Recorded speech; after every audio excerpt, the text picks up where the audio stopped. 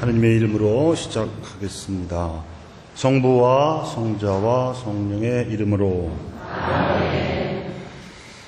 네, 오늘은 세 번째 신앙 고백에 대해서 공부하겠습니다.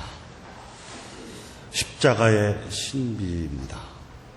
그런데 십자가의 신비에 대해서 알려면 골고다 언덕에서 시작해서는 늦고요. 그분이 어떻게 사셨는지에 대해서 또 무슨 가르침을 주셨는지를 우리가 알아야 됩니다. 교리는 성경의 요약이고 그 시대의 언어로 풀이한 거라고 말씀을 드렸죠. 그래서 창조의 신비는 창세기 1장 1절에 나오는 한처음에 하느님께서 하늘과 땅을 창조하셨다 하는 말씀을 풀이했다면, 강생의 신비에서는 원죄와 관련해서 창세기 1장 2절 그리고 3장 15절 또 루카복음 1장 등등을 이제 풀이하고 간추려 드렸습니다만, 이 십자가의 신비를 다루는 세 번째 신앙 고백 신조는 아주 많은 성경 말씀을 공부하시게 되겠습니다. 먼저 공생활 이전의 성장기부터 보겠습니다. 예수님께서 탄생하신 후 아기였을 때의 모습에 대해서 루카복음서는 이렇게 묘사했습니다. 아기는 자라면서 튼튼해지고 지혜가 충만해졌으며 하느님의 총애를 받았다. 이렇게 신체도 건강하고 지혜도 충만하고 하느님께 신앙도 있는 그런 아이로 예수님은 자라셨습니다. 그냥 저절로 이루어졌을까요? 천만의 말씀이죠. 성모님께서 베갯머리 교육도 하시고 밥상머리 교육도 하셔서 이루어진 일입니다. 베갯머리 교육이 뭘까요? 잠들기 전에 아이에게 하느님 이야기를 해주는 거예요. 유다인은 이 교육이 굉장히 철저했습니다. 밥상머리 교육도 자녀들이 부모로부터 식탁에서 함께 먹으면서 여러 가지 대화를 나누는 거예요. 이것이 오늘날까지 이어져 오는 유다인 교육입니다. 이런 교육을 받고 예수님이 자라셨어요. 여러분들께서도 자녀들을 훌륭하게 키우고 싶으시면 베갯머리 교육도 잘 하시고 밥상머리 교육도 잘 하실 필요가 있습니다.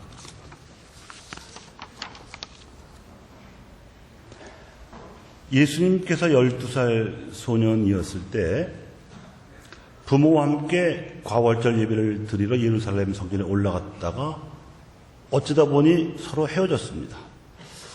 고향으로 돌아가던 예수님의 부모는 일행 중에 끼어 있으려니 하고 가던 길을 재촉했지만 아무리 찾아도 예수님이 보이지 않자 사흘길을 다시 내려와가지고 성전 앞에서 율법학자들과 토론을 벌이고 있는 아들을 발견하게 됩니다.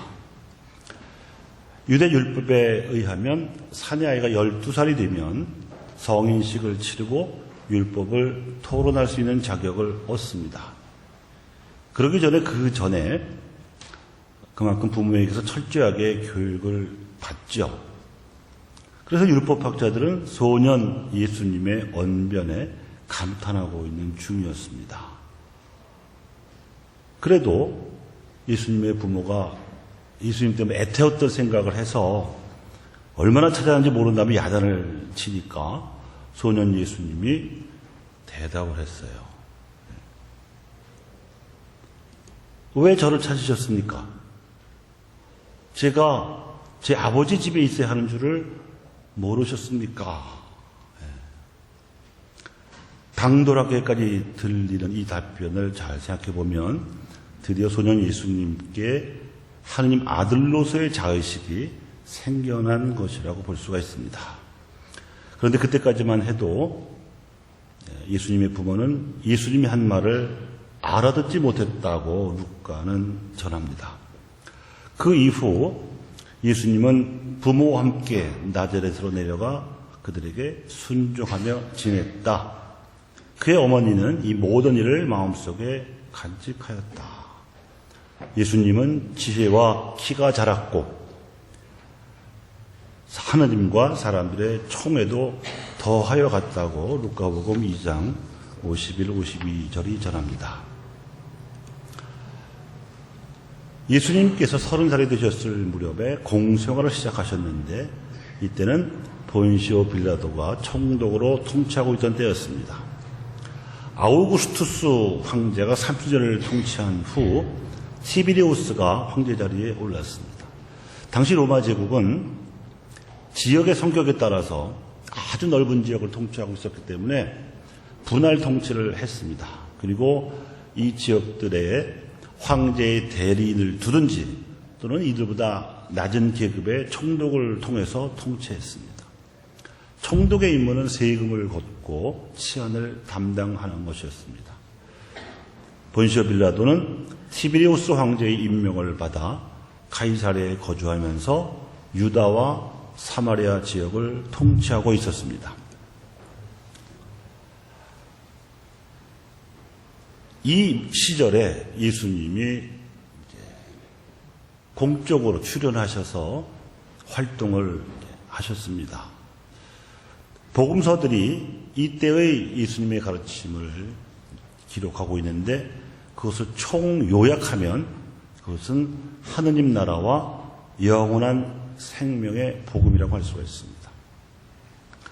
가장 처음에 쓰여진 마르코 복음서는 때가 차서 하느님의 나라가 가까이 왔다. 회개하고 복음을 믿어라 하고 전합니다. 마르코 복음서에 등장하는 예수님은 하느님 나라의 복음을 선포하기 위해서 행동하는 메시아이십니다. 사건들과 만남들이 모두 길에서 이루어지고요. 따라서 가르침은 많지 않습니다. 모든 본문이 예수님은 누구이신가에 그 초점이 맞춰져 있습니다. 그래서 형식상 핵심 대목은 베드로가 스승님은 그리스도이십니다.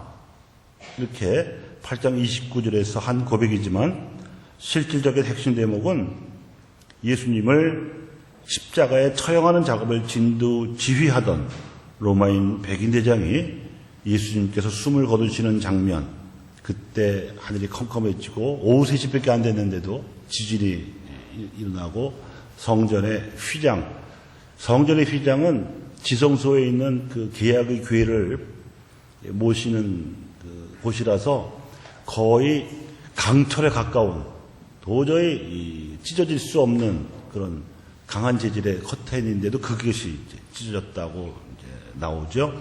그런 것을 보고 고백한 바 참으로 이 사람은 하느님의 아들이셨다 하는 15장 39절의 말씀입니다. 이것이 말해주는 말은 무엇이냐 하면 마르코가 전하는 예수님의 가르침은 그 핵심이 십자가를 알지 못하는 한 예수님을 알 수 없다는 데 있습니다. 그래서 부활하신 예수님이 천사를 통해 전하신 말씀도 가서 제자들과 베드로에게 이렇게 일러라. 예수님께서는 전에 여러분에게 말씀하신 대로 여러분보다 먼저 갈릴레아로 가실 터이니 여러분은 그분을 거기에서 뵙게 될 것입니다. 갈릴레아는 예수님께서 거의 대부분의 공생애를 지내시면서 그 가난한 민중들에게 하느님 나라의 복음을 열정적으로 전하셨던 곳입니다.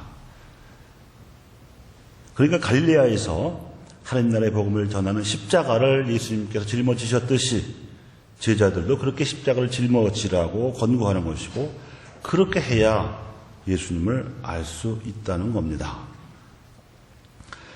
이에 대해서 마테오 복음서는 주된 독자층이 유대계 그리스도인들이었던지라 유다인들의 관습대로 차마 하느님이라고 쓰지를 못하고 하늘이라고 바꿔 쓰지만 내용은 완전히 같습니다. 회개하여라, 하늘나라가 가까이 왔다, 이렇게 전합니다. 마르코와 달리 마테오는 예수님의 가르침을 모아서 5설교로 편집했습니다.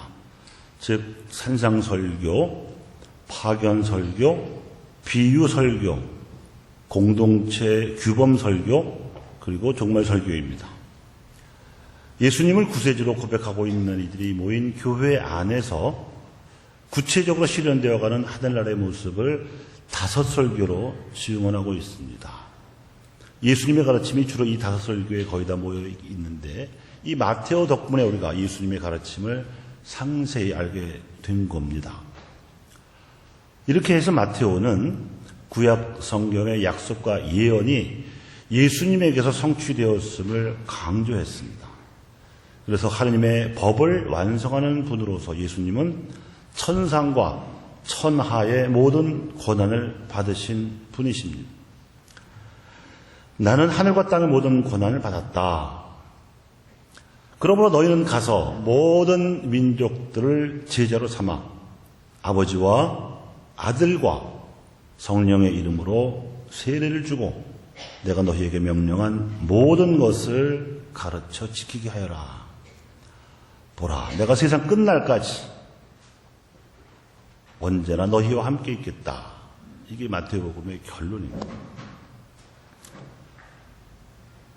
그런데 구약 성서를 알지 못하는 이방인 출신 그리스도인들을 위해서 쓰여진 루카복음서는 하느님 나라의 복음이라는 내용을 이해할 수 있도록 구체적으로 하느님 나라의 그 역사적이며 사회적인 배경까지를 덧붙여서 증언합니다.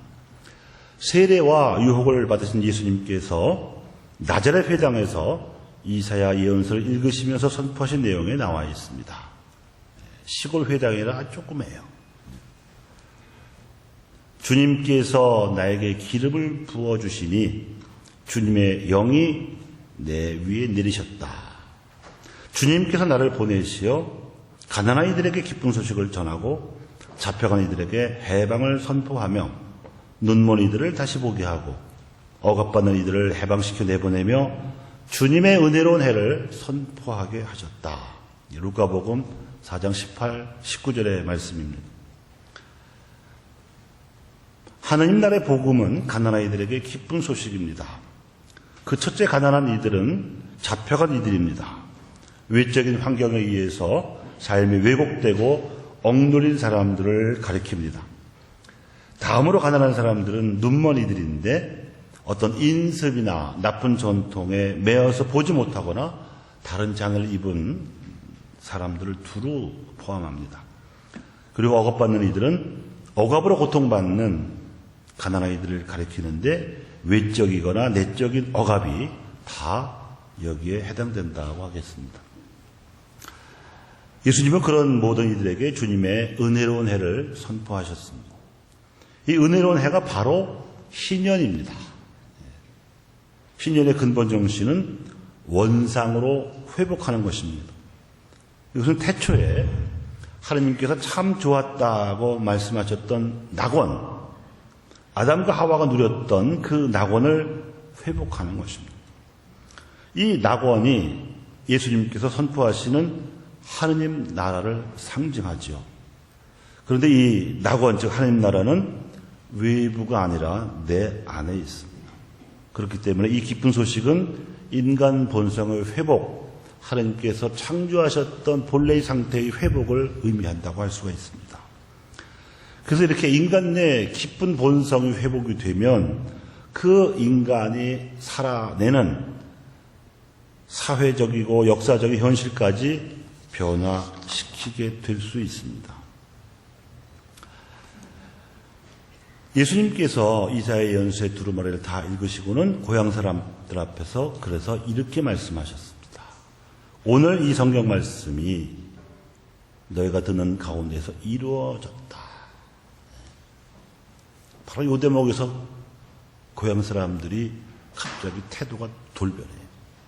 그 전까지는 자기네 이제 고장에서 어릴 적부터 보아온 예수님이 청년이 돼가지고 늠름한 모습으로 고향에 와서 성경 말씀을 봉독하는 걸 보고 대견해하는 분위기였다가 이 한마디 때문에 갑자기 살기등등하게 바뀌어요. 그래서 그 회당의 뒤에 벼랑이 있고 그 벼랑 다음은 낭떠러지인데 거기를 끌고 가갖고 떨어뜨려서 죽이려고까지 해요. 왜냐하면 예수님의 말씀을 잘 못 알아들은 탓인데 예수님이 방금 읽은 그 이사야 예언서 61장 1, 2절 그리고 그걸 그대로 루카가 기록한 루카복음 4장 18, 19절은 메시아가 오실 때 이루어질 일을 말하는 거거든요. 그 당시 고향 나자렛 사람들을 포함해서 그 당시의 유대인들 평균 의식은 메시아가 오시면 적어도 이 로마의 이 통치에서 벗어나게 해주고 그리고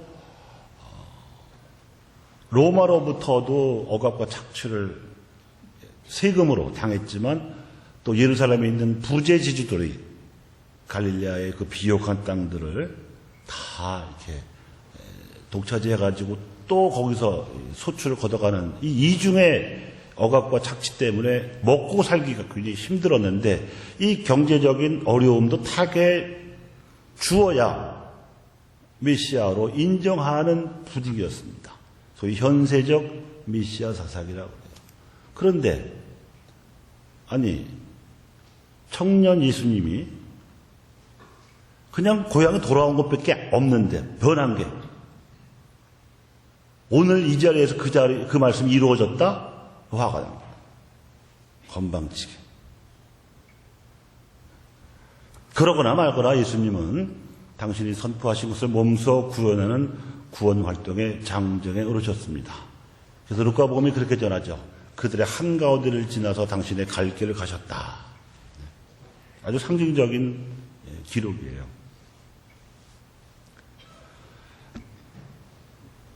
이때부터 예수님의 십자가가 순환이 서서히 시작되고 있었다, 준비되고 있었다고 봐야 합니다. 위에 세 복음서보다 더 늦게 쓰여진 요한복음서는 예수님께서 선포하신 하나님 나라의 복음을 더 깊이 통찰해서 영원한 생명으로 소개를 합니다. 일어난 그대로 육하원칙에 따라서 이야기하는 것만으로는 충분하지 않기 때문에 그 사건의 의미까지를 밝히는 것입니다. 그래서 요한복음서는 한 처음에 말씀이 계셨다. 말씀은 하나님과 함께 계셨는데 말씀은 하느님이셨다. 그러니까 예수님의 신성을 통찰하는 거예요. 그분께서는 한 처음에 하나님과 함께 계셨다. 모든 것이 그분을 통하여 생겨났고 그분 없이 생겨난 것은 하나도 없다. 그분 안에 생명이 있었으니 그 생명은 사람들의 빛이었다고 예수님을 소개합니다. 그런데 세상은 그분을 알아보지 못했지만 당신을 받아들이는 모든 이에게 하나님의 자녀가 되는 특권을 주셨다고 1장에서 증언을 하고 있습니다. 그러니까 공간복음서에서 요청하는 회개가 예수님이 누군지 알아보고 그분이 주시는 영원한 생명을 다시 말씀드립니다. 공간복음서에서 요청되는 회개가 하나님 나라를 받아들이는 것이라면 요한복음서에서 요청되는 회개는 예수님이 누군지를 알아보고 그분이 주시는 영원한 생명을 지금 여기서부터 받아들이는 태도로 나타납니다. 그래서 예수님이 누구신지를 아는 것이 매우 중요한데 요한복음서가 증언하는 예수님의 신원은 다음과 같습니다. 예수님은 하느님의 어린 양이시며 믿는 이들은 누구나 영원한 생명을 얻게 하려고 오신 분이시다. 또한 하늘에서 내려온 생명의 빵이시다 하는 겁니다. 또 예수님은 나는 세상의 빛이다. 나를 따르는 이는 어둠 속을 걷지 않고 생명의 빛을 얻을 것이라고 말씀을 하셨습니다. 그분은 아브라함이 태어나기 전부터 있었던 분이라고 자신을 소개하셨어요. 또 예수님은 양들의 문이시고 착한 목자로서 양들을 위해 자기 목숨을 내놓는 분이십니다. 또 예수님은 나는 부활이요 생명이다. 나를 믿는 사람은 죽더라도 살고 또 살아서 나를 믿는 모든 사람은 영원히 죽지 않을 것이다. 이렇게 말씀하셨습니다. 앞에 나오는 죽음은 육신의 죽음이겠지만 뒤에 나오는 죽음은 영혼의 문제죠. 예수님은 당신을 찾아온 그리스도인들에게 죽음을 앞두시고 이렇게 말씀하셨습니다. 사람의 아들이 영광스럽게 될 때가 왔다. 내가 진실로 너희에게 말한다. 밀알 하나가 땅에 떨어져 죽지 않으면 하늘 그대로 남고 죽으면 많은 열매를 맺는다. 자기 목숨을 사랑하는 사람은 목숨을 잃을 것이고 이 세상에서 자기 목숨을 미워하는 사람은 영원한 생명에 이르도록 목숨을 간직할 것이다. 어떻게 사람이 자기 목숨을 미워할 수 있을까? 이런 이제 의문이 드실 수 있죠. 예수님 당시 쓰이던 언어가 아람어입니다. 고대 히브리어에서 갈라져 나온 방언인데 그 말에서 미워하다는 말의 그 어감은 집착하지 않는다는 뜻입니다. 우리의 현세 목숨이 영원할 거라고 그렇게 기대하지 않는 거죠. 누구든지 나를 섬기려면 나를 따라야 한다. 내가 있는 곳에 나를 섬기는 사람도 함께 있을 것이다. 누구든지 나를 섬기면 아버지께서 그를 존중해 주실 것이다. 한 말씀도 하셨습니다.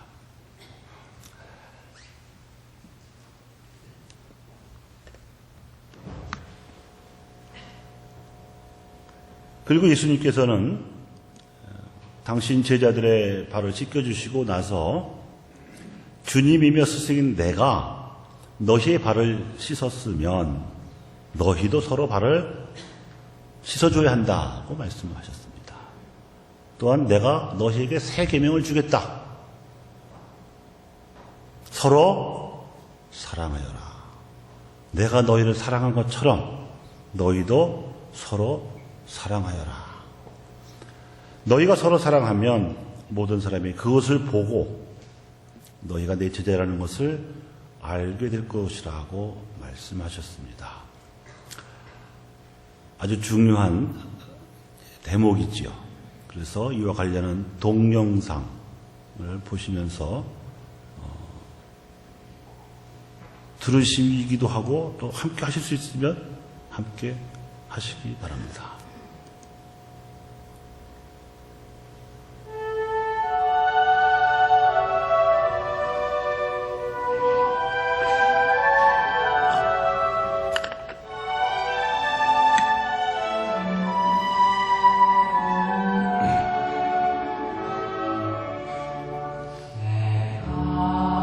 너희를 사랑한 것처럼 너희도 서로 사랑하여라. 세상 사람들 그것을 보고 서로 사랑하리라. 모두 내게 오리라. 주님 내 모이웃에 소박한 웃음에서 당신을 봅니다.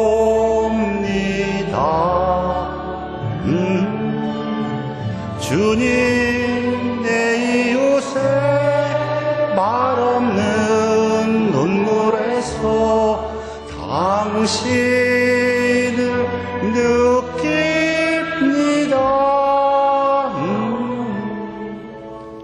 이제 우리는 새로운 계명 따라 서로 사랑합니다.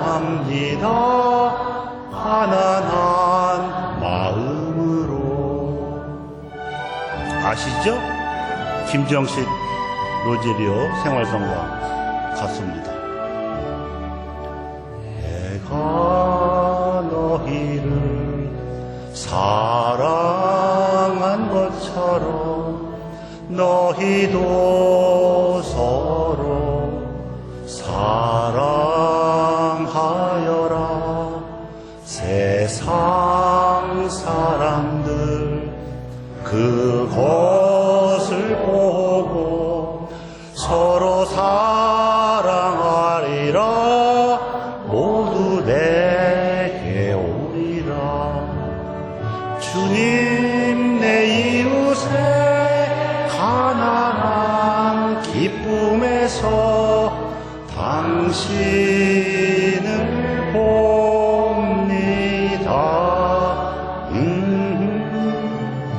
주님 내 이웃의 끝없는 숨결에서 당신을 느낍니다.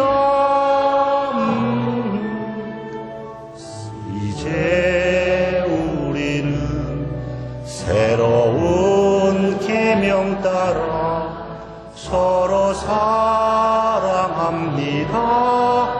가진 것을 나누며.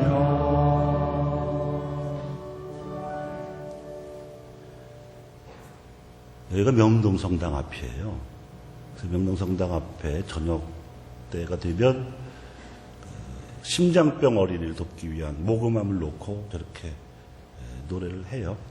박준 토마스라는 사람이 제일 많이 하고, 수아진이라는 가수도 한때 했었고, 김정식 로제리오 씨도 가서 한번 거들었던 것 같습니다.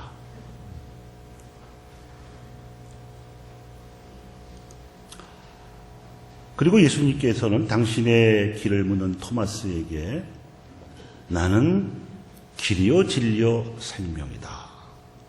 나를 통하지 않고서는 아무도 아버지께 갈 수 없다.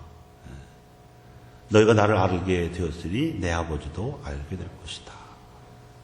이제부터 너희는 그분을 아는 것이고 또 이미 그분을 뵌 것이라고 말씀을 하셨습니다. 이걸 전권주장이라고 신학용어로 말합니다. 역사상 어느 인물도 할 수 없는 말씀을 예수님이 하신 거예요.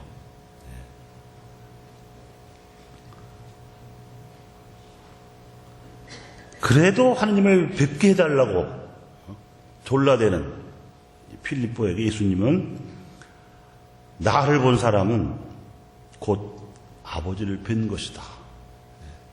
내가 아버지 안에 있고 아버지께서 내 안에 계신다고 말씀을 하셨습니다. 그래서 너희가 내 이름으로 청하는 것은 무엇이든지 내가 다 이뤄주겠다는 엄청난 약속까지 하셨습니다. 그래서 우리가 미사 중 기도문의 결문이 우리 주 예수 그리스도를 통하여 비나이다로 하는 거죠. 그러니까 이 예수님의 말씀과 약속을 우리가 잘 음미해 보면 우리가 예수님으로 기도로 청했으면 이미 이루어진 것을, 곧 이루어질 것을 믿으셔야 돼요. 기도해놓고도 예수님이 약속에도 불구하고 긴가민가 하고 있으면 그것 때문에 하느님이 못 주시는 거예요. 받을 돈 준비도 해주지. 그것을 준비해야 빈문을 받을 거 아닙니까? 그죠? 아멘이죠? 아멘. 앞으로 여러분 기도하실 때 자세를 바꿔 복음적으로 바꿔요. 아멘. 안 믿는 사람처럼 기도하지 마시고. 정말이에요. 예수님은 이제 당신의 아주 그 존재의 비밀을 말씀하셨어요. 나는 아버지에게서 나와 세상에 왔다가 다시 세상을 떠나 아버지께 간다. 이렇게 말씀하셨어요. 그리고 최후의 순간을 앞두고서는 제자들 앞에서 하나님께 이렇게 기도하셨습니다. 아버지께서는 아들이 아버지께서 주신 모든 이에게 영원한 생명을 주도록 아들에게 모든 사람에 대한 권한을 주셨습니다.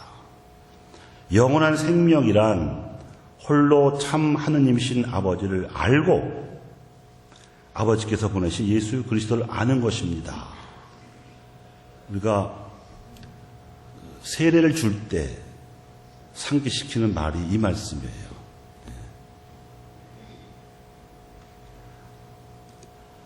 아버지께서 저에게 하라고 맡기신 일을 완수하여 저는 땅에서 아버지를 영광스럽게 하였습니다. 아버지, 세상이 생기기 전에 제가 아버지 앞에서 누리던 그 영광으로 이제 다시 아버지 앞에서 저를 영광스럽게 해주십시오 하고 청하셨습니다. 요한복음 첫머리에 나왔던 말과 관련이 되는 말이지요. 말씀은 하나님이셨고 창조 때부터 함께 계셨는데 그 말씀이 세상에 오셨다. 기억나시죠?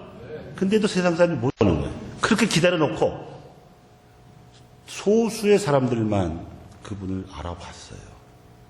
그래서 이런 요한복음서도 남아있는 거죠. 또한 제자들을 위해서는 아버지께서 저에게 해주신 이 사람들도, 우리들도 포함되는 거예요. 이 사람들도 제가 있는 곳에 저와 함께 되기를 바랍니다. 어딘데요? 천당이지요. 하나님 나라. 세상 창조 이전부터 아버지께서 저를 사랑하셔 저에게 주신 영광을 그들도 보게 되기를 바랍니다. 이렇게 기도하셨어요.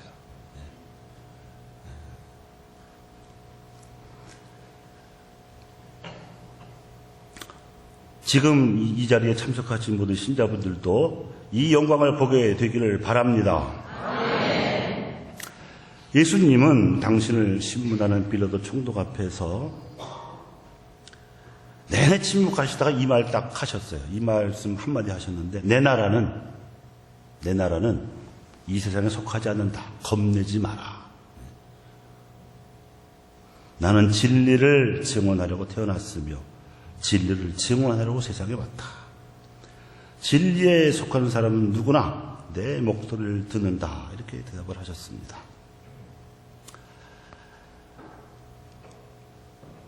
이상 예수님께서 누구이신지에 대해서 아주 중요한, 너무너무 중요한 말씀으로 증언한 요한복음사가는 결론으로 이것들을 기록한 목적은 예수님께서 메시아시며 하느님의 아들이심을 여러분이 믿고 또 그렇게 믿어서 그분의 이름으로 생명을 얻게 하려는 것이라고 기록을 했습니다. 이렇게 복음사가들이 증언하는 바와 같이 예수님께서는 하느님 나라와 영원한 생명의 복음을 가르치셨어요. 이거부터가 예수님에게는 십자가였습니다. 왜냐하면 이런 말씀들을 하시고 가르침들을 하시는 동안에 유대 지도자들이 시기 질투를 했어요. 중상 모략을 했어요. 사사건건 감시하고 없는 말 퍼뜨리고 그러거나 말거나 예수님은 당신의 일을 하셨습니다. 여러분들이 그 믿음의 생활을 할 때 뭐 신자들 안에서 그럴 수도 있지만 또 안 믿는 사람들로부터 뭐 이런저런 얘기도 들을 수 있고 또 개신교 신자들에게서도 뭐 근거 없는 얘기를 들을 수도 있는데 그때 예수님의 이 의연한 태도를 좀 본받으시면 좋겠어요. 너무 많은 말에 신경 쓸 필요가 없어요. 들어봐서 저거는 말이 안 된다. 이치 안 된다고 할 때는 모른 척 하는 게 좋은데 그게 어려우면 귀마개라도 해서 왜 내 아까운 정신을 낭비할 필요가 없는 거거든요. 아셨어요? 이게 첫 번째 십자가야. 지도층의 방해. 두 번째 십자가는 제자들의 몰이해였습니다. 그렇게 3년을 동고동락하면서 바로 눈앞에 대고 코앞에 대고 귀 앞에 대고 가르치는데도 못 알아들었어요. 성질났으면 잘랐을 수도 있는데 예수님은 전혀 내치지 않으시고 그 이스가랴 유다까지 품어 안고 가셨어요. 두 번째 십자가요.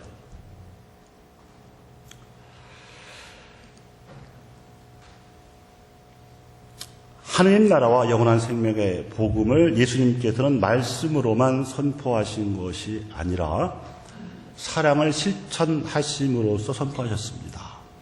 실천하시고 나서야 비로소 말씀을 하셨어요. 그래서 말만 앞세웠던 율법학자들과는 달리 그분의 말씀에는 권위가 있었던 거예요. 힘이 있었어요. 그리고 그분이 행하신 사랑의 실천에는 종종 기적이 일어났습니다. 이 기적 때문에 그분이 하나님께서 보내신 분이시구나 하는 능력을 제자들이 알게 됐고 사람들이 알게 된 거죠.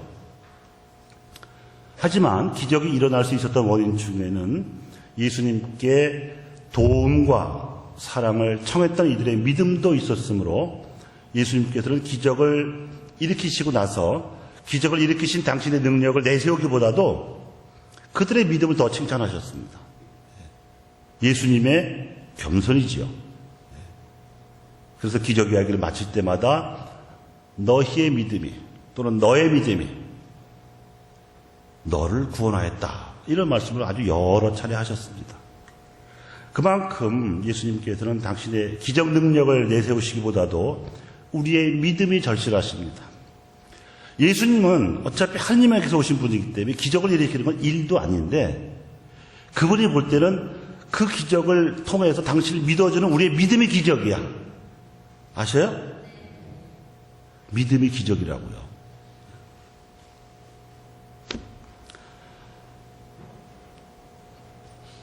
복음서들이 전하는 기적들 가운데에는 자연을 상대로 하는 기적들도 있고요. 사람들을 상대로 하는 기적들도 있고 또 제자들의 믿음을 더해 주시기 위해서 베푼 기적들도 있는데 이 중 몇 가지만 살펴보면 이렇습니다. 가나의 혼인잔치를 그린 그림이지요. 요한복음 2장 1절에서 12절 사이에 나오는 첫 기적입니다. 우리가 빛의 신비 제2단으로 기도하는 거죠. 공생활 초기에 예수님께서는 성모님과 함께 제자들을 데리고 카나 마을에서 열린 혼인잔치에 초대를 받아 가셨습니다. 그런데 잔치 중에 포도주가 떨어지는 난감한 일이 일어났습니다. 엄청 가난한 혼주, 가난한 신랑 신부였던 것 같죠?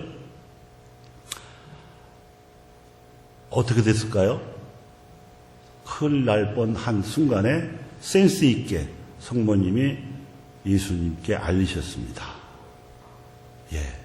포도주가 떨어진다. 어떡하니? 처음에는 여인이시여, 어머니인데 여인이시여, 아주 딴청 부리시는 거죠. 아직 제때가 되지 않았습니다. 왜 이러십니까? 이러는 거예요. 그런데 그러거나 말거나 성모님도 아주 배짱 있게 나가셨어요. 일꾼들에게 예수님의 반응에 신경도 안 쓰고 저분이 시키신 대로 하여라. 이렇게 막무가내로 부탁하시는 바람에 물을 포도주로 변화시키신 기적 사건입니다. 이것으로 인해서 성모님이 예수님께 우리의 기도를 전구해 주시는 분이라는 명예가 생긴 거죠. 이 기적으로 말미암아 제자들이 처음으로 예수님을 믿게 됩니다. 5,000명을 먹이신 빵의 기적도 있습니다. 이 기사는 네복음서에 모두 나오는 기적입니다. 오늘날 성체성사의 기원이 되는 기적이기도 하죠. 예수님께서 갈릴레아에서 복음을 선포하신 활동이 정점에 이르렀을 때 그분이 일으키신 기적을 보고 막 소문이 나가지고 청중들이 몰려왔는데 며칠이 돼도 집에 돌아가질 않는 거예요, 청중들이. 그래서 먹을 것이 떨어지니까 예수님이 한 소년이 가지고 있던 빵 5개와 물고기 2마리를 받아가지고 하나님께 기도를 드리신 다음에 감사 기도였겠죠. 제자들을 통해서 군중에게 나눠 주었더니 5,000명도 넘는 장정만 5,000명이라고 했으니까 지금 여기 있는 신자의 성비를 감안해서 보더라도 10,000명은 훨씬 넘는 거죠. 애들까지 치면 아마 더 있었을 수도 있어요. 하여튼 굉장히 많은 사람들이 배불리 먹고도 12광줄이나 되는 음식이 남았다는 기적 이야기입니다. 빵의 기적을 일으키신 후에 예수님께서는 제자들을 배에 태워서 호수 건너편으로 가게 하시고 홀로 기도하시려고 산행하셨습니다. 그런데 제자들이 탄 배가 맞바람을 맞아가지고 나가지도 못하고 뒤집어질 뻔한 위기를 겪고 있을 무렵에 그것을 기도하다가 아신 예수님이 물 위를 걸어서 오셨어요. 물 위도 걸을 수 있는 능력을 보여주실 게 아니고 빨리 가야 되니까 제자들을 구하려는 그 사랑의 마음이 물 위를 걸어가는 기적을 결과적으로 낫게 한 거죠. 그걸 본 베드로가 또 호기심 내지는 또 뭐 약간 영웅심 같은 게 작동을 했는지 저도 좀 걸어가게 해주십시오 해서 와라 했는데 몇 발자국 안 가서 물이 빠졌죠. 아무나 할 수 있는 게 아니죠. 여러분 절대 물 위를 걸어갈 생각을 하지 않으시는 게 좋습니다. 큰일 납니다. 예수님만 하는 거야, 예수님만.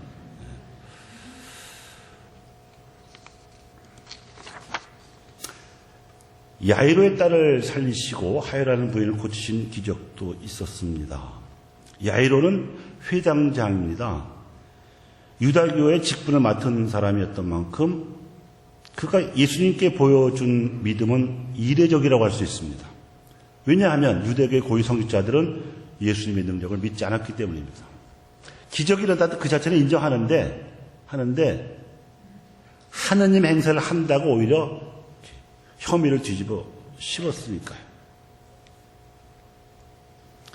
그래서 이 이례적인 야이로의 믿음을 보시고 예수님께서 그의 딸을 살려주신 이른바 소생기적입니다.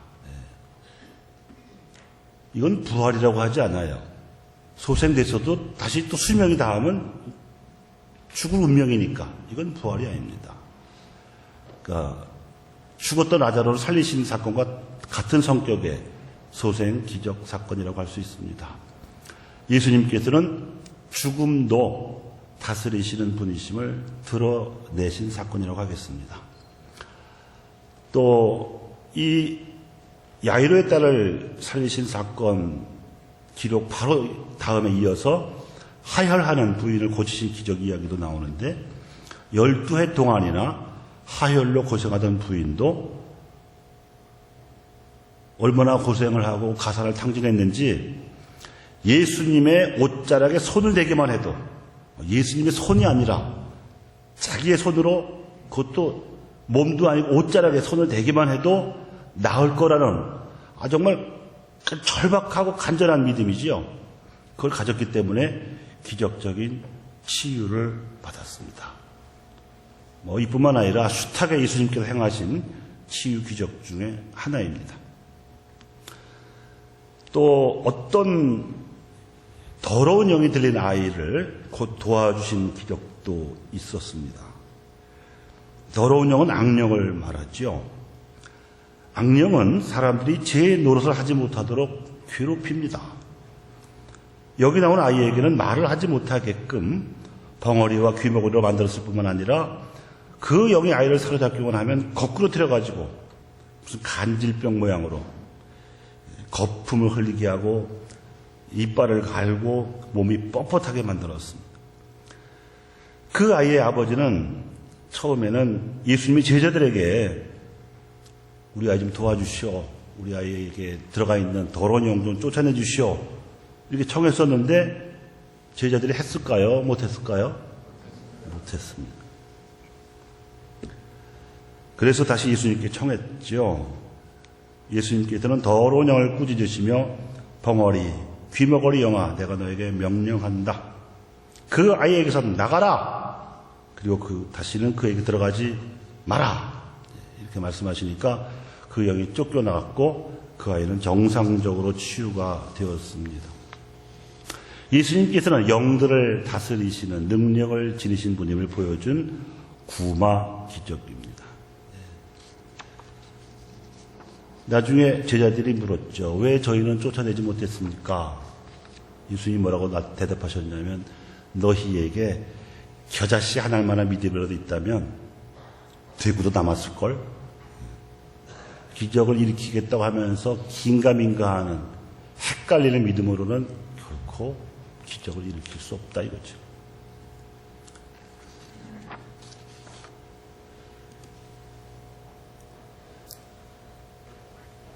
무슨 그림인지 아시겠어요?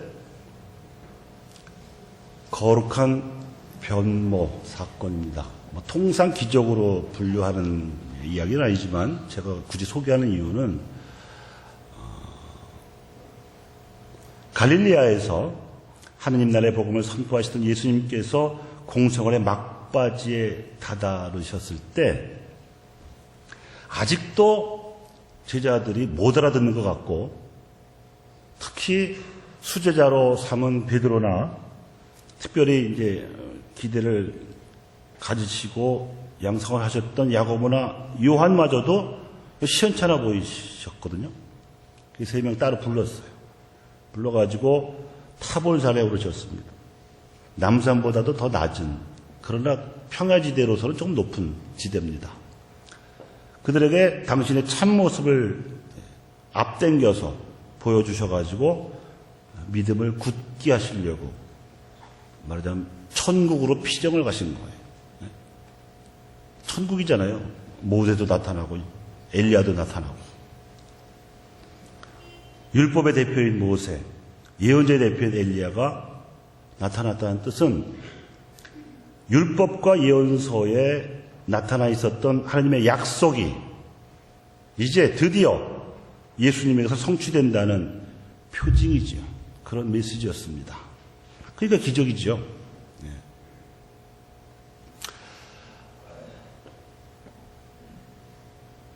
타볼산에 예수님을 따라 올라갔던 베드로하고 야고보와 요한은 또 그 와중에도 또 잠이 들었던 모양입니다. 그러다가 이제 깨어나가지고 모세하고 엘리야하고 예수님하고 얘기하는 거 보니까 그냥 완전히 정신이 나갔어요. 혼비백산에서. 그래갖고 엉뚱한 얘기를 해요. 아유, 주님, 참 좋습니다. 아예 여기서 삽시다. 초막셋을 제가 지어드리겠습니다. 그래요. 엉뚱한 얘기 하는 거지. 바로 내려가야 되는데 무슨 집이야. 그런데 더 이상한 거는 초막을 지을 사람은 목수 출신이잖아요. 누가 목수 출신이에요? 자기는 무슨 출신인데. 근데 초막을 지어드리겠습니다는 건 지어내려는 거예요? 지어달라는 거예요? 기가 막히게 예수님이 아무 말씀 안 하세요. 그리고 어디 가서 얘기하지 마라. 지금은 간직하기만 해라. 그랬어요. 이런 기적 사건들을 통해서 우리가 알게 되는 점은 첫째는 예수님께서 기적을 행하실 수 있는 능력을 가지신 분이라는 점, 또 예수님께서 이런 기적들을 일으키신 이유가 하느님 나라에 관한 믿음을 갖게 하시는 것이라는 점입니다.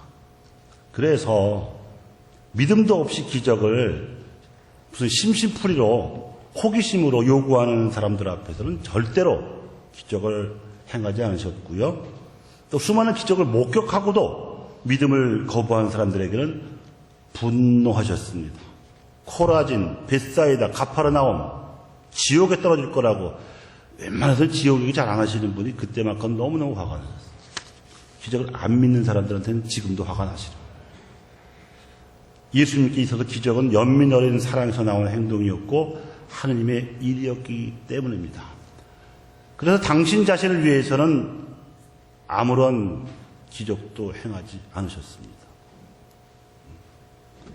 심지어 억울하기 짝이 없이 십자가에 못 박혀 매달리셨을 때에 기적의 소문을 들었던 많은 사람들이 예수님더러 십자가에서 내려와 보라고, 그럼 우리가 믿어주겠다고 조롱을 했지만 그런 기적은 일어나지 않았습니다.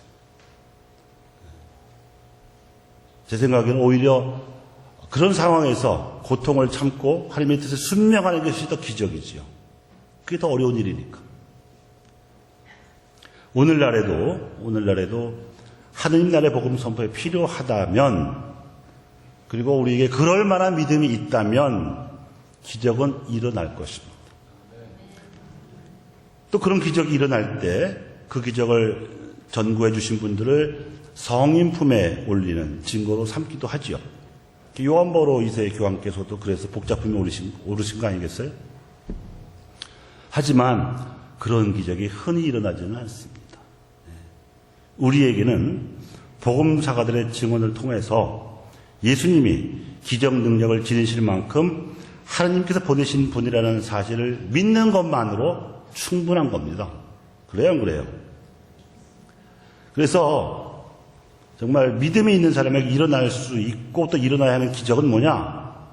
다른 사람을 위해서, 예수님이 가르치신 대로 다른 사람을 위해서 우리가 거룩하게 변화되는 일이 정말 진정한 기적입니다.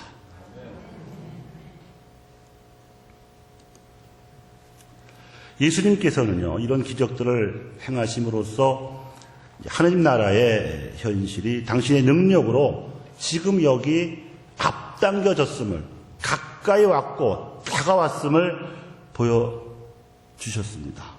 그리고 이것을 아직 의미를 새기지 못하고 감탄하는 그런 청중에게 여러 가지 비유로 하나님 나라를 설명해 주셨습니다.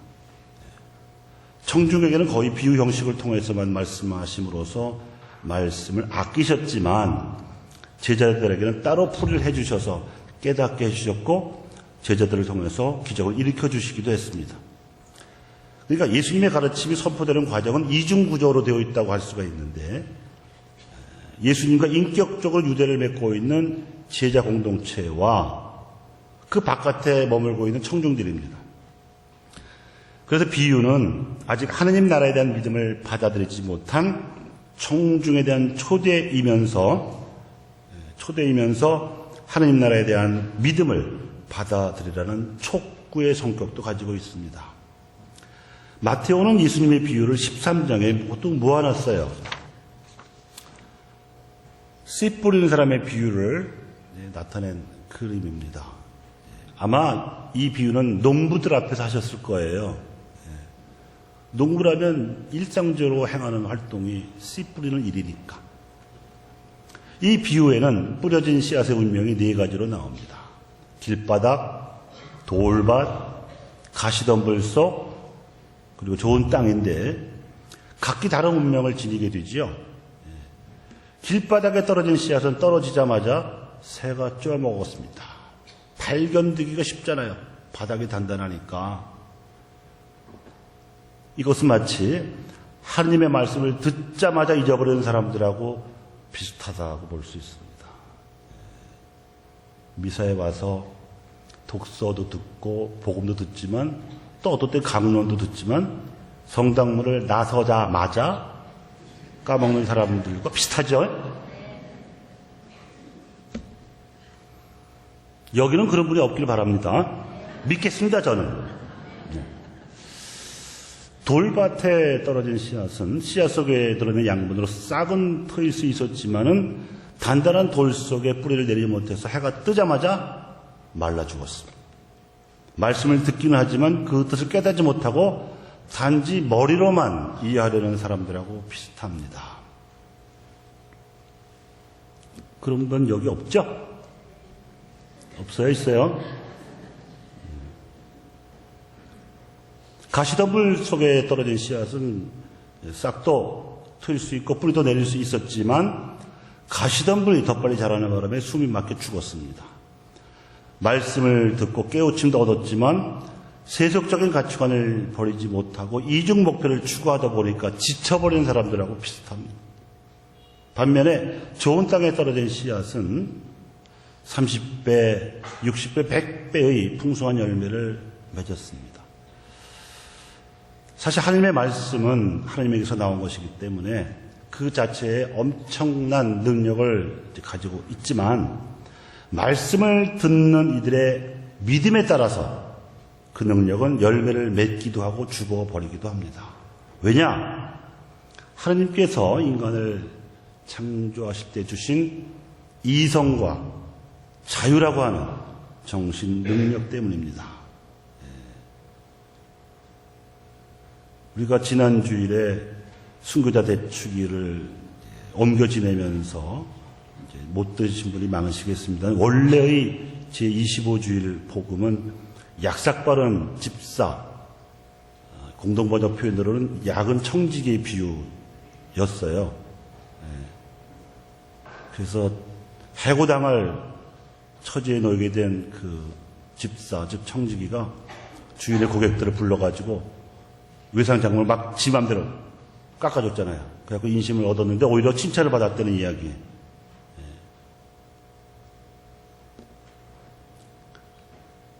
예수님이 그 말씀을 하시면서 세속의 자녀들이 자기들끼리 하는 거래에 있어서는 빛의 자녀들보다 더 얕다고 했어요.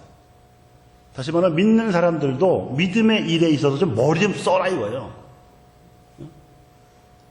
믿는 일은 전혀 머리 안 써도 되는 게 아니다 이거지. 좋은 일도 고민해야지 되는 거지요. 저절로 되는 거 없어요. 왜 성당에서 이런 일이 생기냐고? 사람들이 모였으니까. 갈등을 해소할 수 있는 머리를 써야지. 이상하게 세상 일에는 그렇게 두뇌 회전도 빠르고 뭐 준비도 철저하게 하는 사람들이 성당에만 오면 IQ가 떨어지는지 집단 마취 현상에 빠지는지 아무튼 별 노력도 안 하고요. 고민도 안 하고 그런 경향이 있을까요? 없을까요? 많아요. 많아요. 탤런트 비유도 그 말씀이잖아요. 하나님이 다 충분한 능력을 다 주셨는데 안 쓰면 심판하시고 쓰면 칭찬하시는 거. 이성도 자유도 하나님이 주신 귀한 능력이에요. 그걸 써야 됩니다. 좋은 일을 하려고 해도 선교하려고 해도. 그래서 말씀의 능력 때문에가 아니라 말씀을 듣는 이들의 믿음에 비례해서 말씀이 열매를 맺는 것입니다. 그래서 좋은 땅에 떨어진 씨앗처럼 좋은 믿음으로 말씀을 듣고 받아들이는 사람들이 한 공동체에 10명만 있어도 다른 사람들의 실패를 보상하고도 남을 만큼 30배, 60배, 100배의 풍성한 열매를 맺게 됩니다. 이것이 예수님께서도 겪으신 말씀의 현실이었고 신내동 본당에서도 이루어지기를 바람하지 않는 신앙의 현실입니다. 아멘. 성부와 성자와 성령의 이름으로. 아멘. 네, 감사합니다.